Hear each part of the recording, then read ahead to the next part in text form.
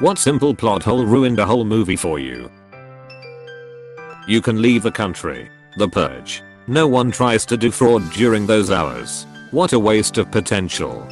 The duck in Apple store is down the street, but all anyone wants to do is murder. It's ducking stupid.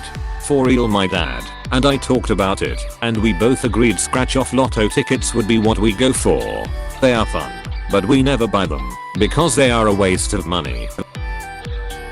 In Pirates of the Caribbean, Dead Men Tell No Tales, they explain that if you give away the magic compass, it releases your worst fear.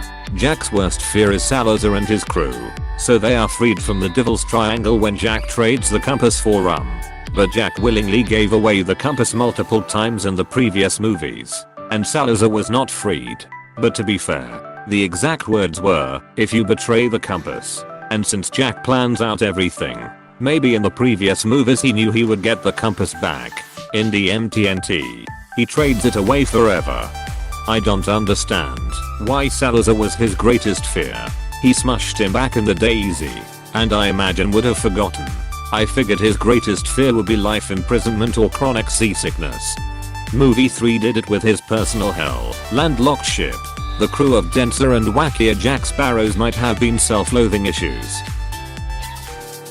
How the hell did Austin Powers get that little truck completely sideways in that hallway? He's an international man of mystery, baby, yeah. I watched those movies again as an adult and holy shit did I miss so many jokes the first time around. In Philadelphia, Andrew Beckett successfully sues his company for wrongful dismissal after they discover he has AIDS. Except, it's made incredibly clear that it wasn't cause of his AIDS they fire him for being gay. Even the defense makes that point. At that time in Philadelphia, it was 100% legal to fire someone for being gay. The trial should have ended oppositely. I believe that film is based on 2 true stories, but the writers may have moved it to Philadelphia because of the state's discriminatory laws without realizing that could weaken the plot. It was the 1990s. Employers could discriminate against gay people everywhere. Jeepers Creepers. The monster guy has a scary truck with a license plate that says Beaten Goo. Are we to believe this demon monster went into the DMV or wherever to get this? And why would he drive anywhere? He has wings. Edit. More info. The characters read the Beaten Goo as be eating you, which turns out to be a warning because he does eat PPL. Has been around a while. He could have probably stolen it from one of his victims. If he found a badass one aid which had the original intention of plate meaning beating you. Myth. Plausible. In the American Ring movie the key plot point for the gal is that she's at the bottom of the well and the last thing she sees is a ring of light as they slide the covering over the top. The well top is thick brick. The round wooden cover is larger than the hole, obviously, or it would fall down and be a terrible well lid. They clearly slide the lid over the well. It should have been called the Crescent. I couldn't get over it the whole movie. Yes, this, oh my goodness, no one cares when I explain this. Right. Same here. I'm always so expressive and intense about this huge problem and no one else could give a damn. Dust storms of destructive magnitudes can't happen on Mars, but Matt Damon can still play one hell of a botanist.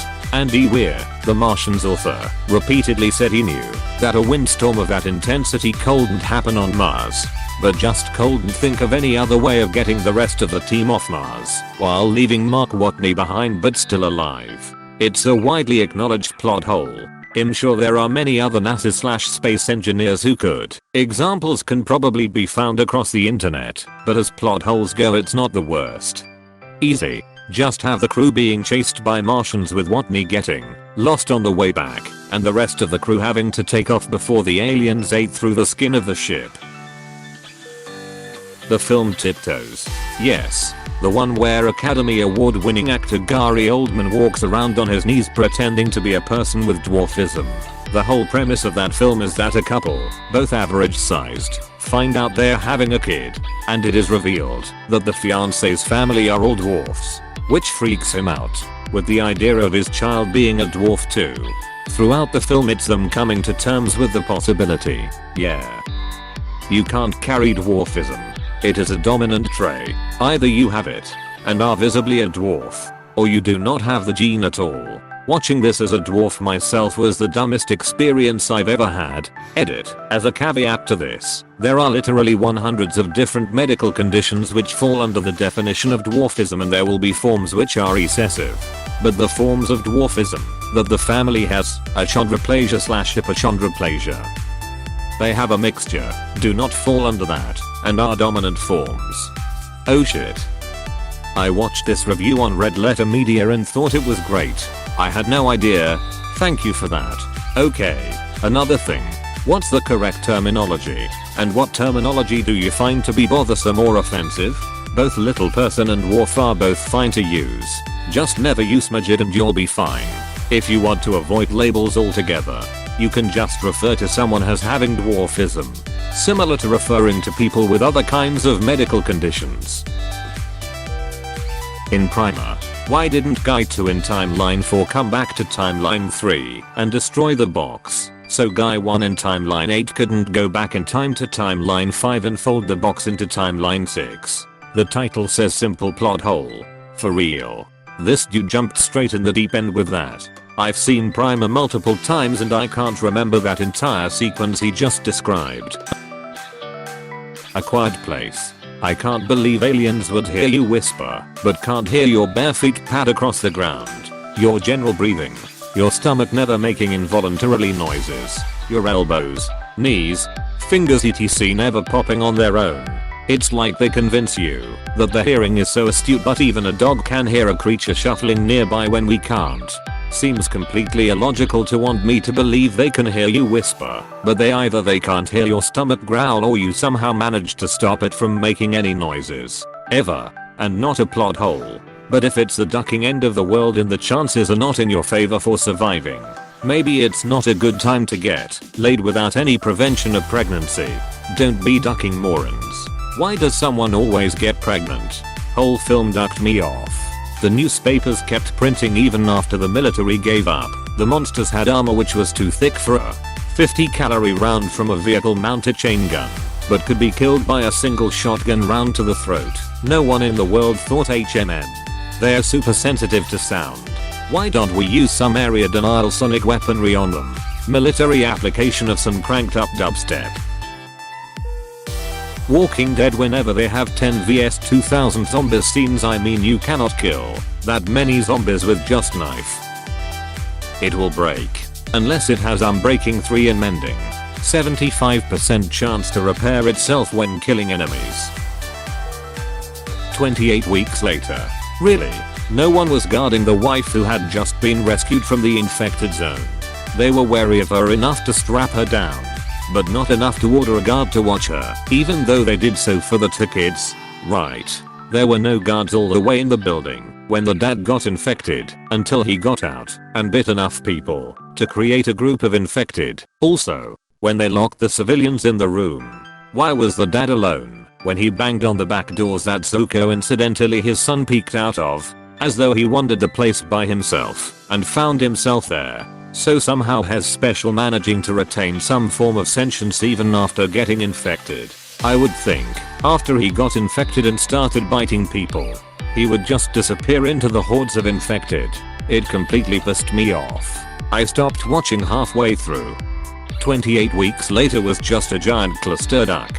A symptomatic carrier should have been the first thing the scientists were looking for. The quarantine method, once the virus got loose, was such bullshit. Yes. Let's lock everyone in the basement and shut the lights off. That'll keep everyone calm, and we'll totally be able to monitor them. Nothing could possibly go wrong with this plan. What they should have done is lock everyone in their respective rooms and then send heavily armed and armored squads through the compound to do a roll call and search for infected. I think we witnessed that the powers that be don't always handle the pandemic correctly. In X-Men you can't use Cerebro on Magneto, which I'm 100% fine with because the helmet, but you could use it on someone like Sabretooth who is standing right next to Magneto. You have a good point, but Magneto is so paranoid he probably keeps an electromagnetic field around his allies at all times. Not really. Xavier easily takes control of Sabretooth and Toad when they appear in public. My best guess is that Xavier didn't know who Magneto was allied with. Muarader's map. Fred and George saw a Peter Pettigrew sleeping with Ron every night on the map. Head. The twins never said a word, but they knew who he was. My opinion is that when Fred and George were looking at the map, they weren't paying attention to what Ron was doing. Peter was Percy's rat before he was Ron's rat. Fred and George didn't notice Peter with Percy either. This is the reason. By the time Ron arrived at Hogwarts, the twins basically knew the school inside and out. They were essentially using the map to know where the staff likely to catch them breaking rules was at any given time. Seeing as how they could get into Ron's room at any time they wanted without staff interference, there won't be any reason for them to look and find a tower. Also, keep in mind that there were likely 50 plus names crammed into the tower's location on the map, so it would have been impossible to determine any individual name. In that first Tomb Raider movie with Angelina Jolie, if the two halves of magic triangle thing are pieced together, it's her ultimate dangerous weapon. It must be Destroy Edge finds one half early on. Rest of the movie, they have to track down the guy with the other half. OMG, just destroy the half you do have, then the other half that he has will be rendered useless. But she wanted to use it, too. Gremlins had the how far after midnight question, but that's more of an unanswered question than a plot hole. The animated Beauty and the Beast. In Be Our Guest. The Candleman. It's been a long time since I've watched it. I forget his name. Says they've been rusting for 10 years. Well, that means the Beast was 11 when he turned the witch, Enchantress, away. Also, the Beast was not an 11-year-old king, as it states he was a prince. Where were his parents? I get that he should be nice, but I was an edgy, mean 11-year-old too. Also, when Belle is singing Belle, she starts singing to the sheep at one point. Oh, isn't this amazing? It's my favorite part because you'll see. Here's where she meets Prince Charming, but she won't discover that it's him till chapter 3. When she is singing that, we are given a clear view of Belle's book, and we see an entire page is covered in an illustration. Also, the illustration explains pretty well what's going on. Later, Gaston asks Belle, "How can you read this? It doesn't have any pictures." Yes, it does. It has pictures detailed enough that even Gaston could understand what was happening in that scene. You don't remember Lumiere, but you remember the lyrics to the song she sings to the sheep. Haha. Somehow, Palpatine has returned.